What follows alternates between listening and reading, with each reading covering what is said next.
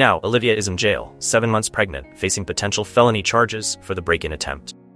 Our parents are beside themselves, begging us to help her. They say we're being cruel, family should always come first, and that we can't punish an innocent child for Olivia's mistakes. Emma is cracking under the pressure. She's talking about bailing Olivia out, saying maybe we should give her one last chance.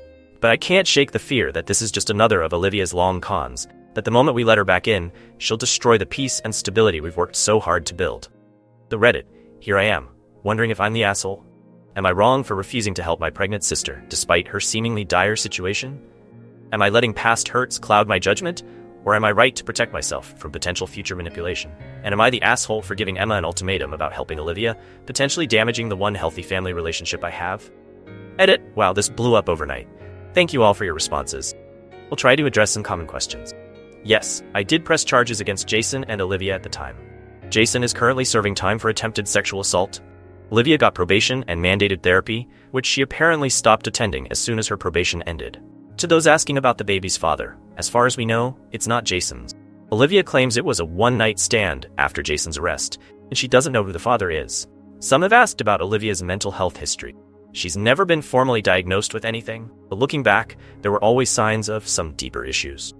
Our parents tended to brush off her more troubling behaviors as quirkiness or ambition. Regarding our parents, they've always favored Olivia, even after everything that happened. They paid for her lawyers during the trial and have bailed her out of financial trouble multiple times. I think that's why this time feels different. They've finally reached their limit. For those suggesting we take in the baby but not Olivia, I appreciate the thought, but neither Emma nor I are in a position to care for an infant.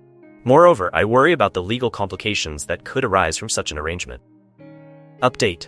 Things have escalated dramatically since my original post. Olivia was released on bail, paid for by a distant aunt, and immediately violated the conditions of her release by contacting me and Emma. She showed up at my apartment last night, clearly not in her right mind. She was rambling about how she'd make things right and prove her love for us. When I refused to let her in, she started screaming that she'd hurt herself and the baby if I didn't help her. I called the police, who took her to the hospital for a psychiatric evaluation. This morning, I received a call from a social worker at the hospital. They've determined that Olivia is a danger to herself and potentially to the baby. They're recommending involuntary commitment to a psychiatric facility that specializes in prenatal care. However, because of her legal troubles, they need a family member to act as her guardian and make medical decisions. Our parents are unreachable. Apparently, the stress of the situation caused our father to have a minor heart attack, and our mother is with him at a different hospital.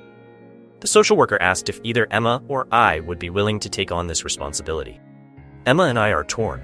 On one hand, this feels like exactly the kind of situation I wanted to avoid, being sucked back into Olivia's drama and having to take responsibility for her actions. On the other hand, there's an innocent child involved, and Olivia clearly needs serious help. After hours of discussion, Emma and I have reached a decision. We've agreed to share guardianship of Olivia, but with strict conditions. Olivia will be committed to the psychiatric facility until doctors deem her stable. Upon release, she must live in a supervised halfway house, not with either of us. She must attend therapy and take any prescribed medications. She must take parenting classes and meet with a social worker regularly. All communication with us must go through her therapist or social worker for at least the first 6 months. If she violates any of these conditions, we will petition for custody of the child. We're meeting with a lawyer tomorrow to draft a formal agreement. I'm still not sure if this is the right decision. Part of me feels like I'm betraying myself by getting involved at all, while another part feels guilty for not doing more sooner. I know this isn't the clean, happy ending some might have hoped for.